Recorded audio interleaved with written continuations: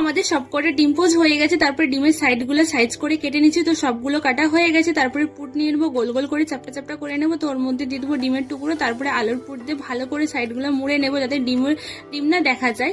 তারপরে আমি এখানে একটা ছোট পুট করছি, আর যেখানে ডিমগুলো কেটেছিলাম সাইডগুলো রয়ে গেছিলো, তো ওইগুলো দিয়ে একটা ছোট ডিমের কাটলে বানিয়ে নিচ্ছি। তো এটাও ভালো করে মুড়ে নিচ্ছে। তো আমাদের সবগুলো কাটলে রেডি। তারপরে অন্য সাইডে একটা বলে ডিম ফাটিয়ে নেবো, ওর মধ্যে দিয়ে দেবো 1 চামচ কর্নফ্লেভার, পরিমাণ মতো লবণ এবং গোলমরিচ।